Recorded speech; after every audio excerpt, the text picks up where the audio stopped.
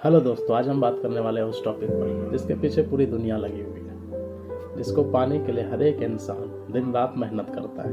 और वो एक छोटा सा वर्ड, ऐसा कोई व्यक्ति नहीं है जो सक्सेस नहीं पाना चाहता, लेकिन किसी न किसी कारण वो सक्सेस के सीढ़ी को पार नहीं कर पाता है।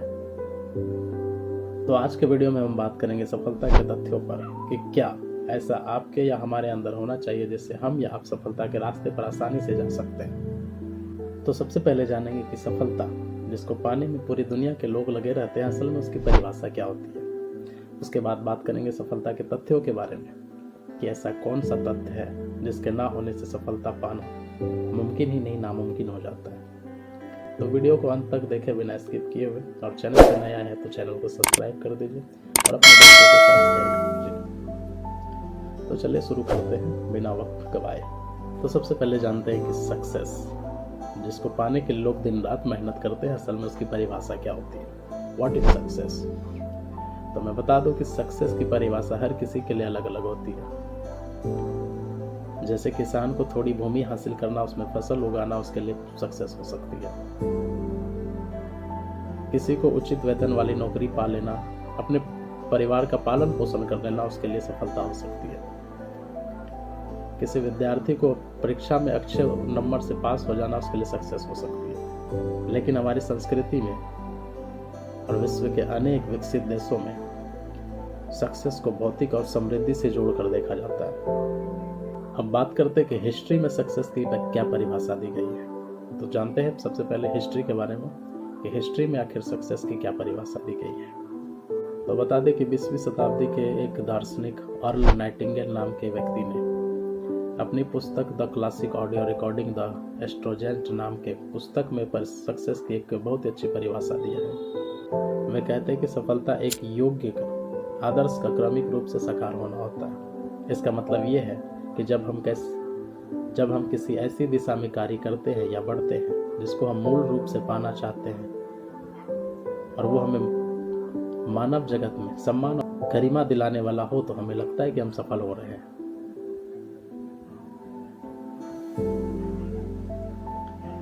और सक्सेस का मूल स्थान, जन्म स्थान, उम्र, हाइट, इस सब चीज से कोई लेना देना नहीं है। मैं बता दूं कि खेसारी लाल का बेटा कम उम्र में ही लाखों कमाने शुरू कर दिया, तो वो तो अपने उम्र के हिसाब से भी सफल है। और बहुत सारे लोग ऐसे हैं जो बुढ़ापे में सफलता को प्राप्त कर पाते हैं। अब बात करते हैं कि सफलता के तथ्यों के बारे में कि क्या ऐसा हमारे या आपके अंदर होना चाहिए जिससे हम या आप सफलता को आसानी से प्राप्त कर सकते हैं। नंबर 1 पे आता है सेल्फ अवेयरनेस, आत्म जागरूकता। तो सबसे पहले ये जानते हैं कि आत्म जागरूकता होता क्या है।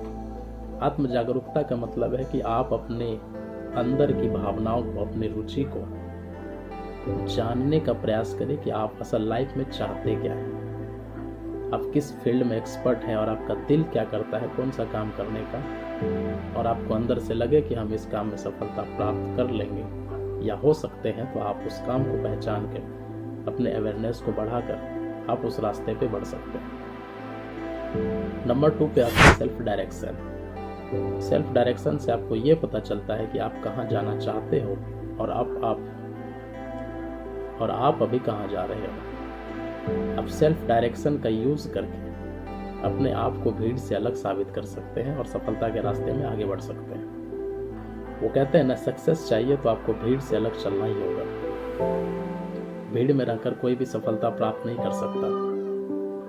तो अगर आपको सफलता पानी है तो दुनिया जिधर चल रही है आपको उसके विपरीत दिशा में चलना होगा, तभी आप सफलता प्राप्त कर सकते हैं। वो कुमार विश्वास सर का एक बहुत अच्छा ही लाइन है कि नदियों की धारा के साथ बहना तो लाश का काम है, हम तो जिंदा इंसान हैं इसलिए धारा के विपरीत चलते हैं।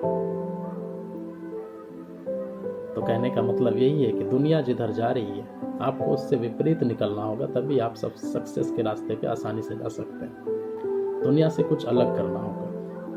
नंबर 3 पे आता है सेल्फ कॉन्फिडेंस, आत्मविश्वास।